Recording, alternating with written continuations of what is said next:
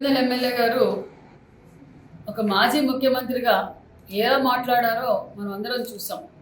మరి గత 5 సంవత్సరాల్లో మరి ఆయన 14, 19లో ఆయనకి ప్రాణాలకు అండగా ఉంటూ ఎప్పటికప్పుడు ఫ్యామిలీస్ని దూరంగా ఉంటూ ఎంతో బాధ్యతగా వ్యవహరించిన పోలీసుల మీద మాట్లాడడము అది కరెక్టా కాదని మరి జగన్మోహన్ రెడ్డి గారు కూడా ప్రశ్నించుకోవాలి. 14, 19లో కూడా మీరు పాదయాత్ర చేస్తున్నప్పుడు పోలీసులు మిమ్మల్ని కాపాడారు. 19, 24 వరకు పోలీసులకు ఇష్టం లేకపోయినా, అధికారులకు ఇష్టం లేకపోయినా వాళ్ళ మీద కత్తి పెట్టి వాళ్ళతో కొన్ని పనులు చేయించారు. అప్పుడు పోలీసులు మీకు అసహ్యపట్టలేదు. మరి ఈరోజు అధికారం పోగానే పోలీసులు డ్యూటీ చేస్తుంటే మీరు పోలీసులు అలా మాట్లాడడం, పోలీస్ వ్యవస్థను మాట్లాడడం మీకు సిగ్గుగా అనిపించడం లేదా జగన్మోహన్ రెడ్డి గారు? పోలీసులు అహర్నిశలు వాళ్ళ ప్రాణాలు సైతం పక్కన పెట్టి ఈరోజు ప్రజల కోసం కష్టపడుతున్న పోలీసులు అంత అసభ్యకరంగా గుడ్డలు తీసుకొడతాను అంటే అది మాట్లాడవలసిన పద్ధతి కాదు. మీరు మాట్లాడే సంస్కారం ఫస్ట్ మీరు నేర్చుకోండి.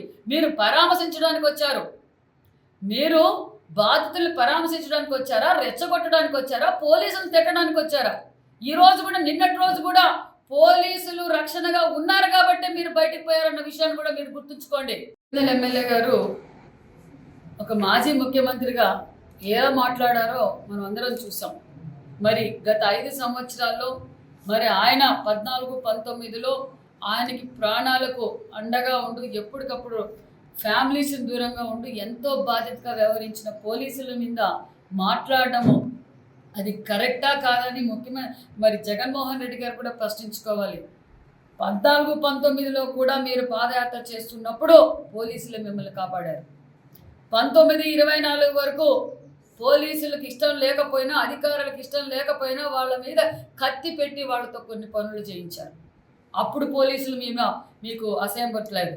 మరి ఈరోజు అధికారం పోగానే పోలీసులు డ్యూటీ చేస్తుంటే మీరు పోలీసులు అలా మాట్లాడడం, పోలీస్ వ్యవస్థను మాట్లాడడం మీకు సిగ్గుగా అనిపించడం లేదా జగన్మోహన్ రెడ్డి గారు? పోలీసులు అహర్నిశలు వాళ్ళ ప్రాణాలు సైతం పక్కన పెట్టి ఈరోజు ప్రజల కోసం కష్టపడుతున్న పోలీసులు అంత అసభ్యకరంగా గుడ్డలు తీసుకొడతాను అంటే అది మాట్లాడవలసిన పద్ధతి కాదు. మీరు మాట్లాడే సంస్కారం ఫస్ట్ మీరు నేర్చుకోండి.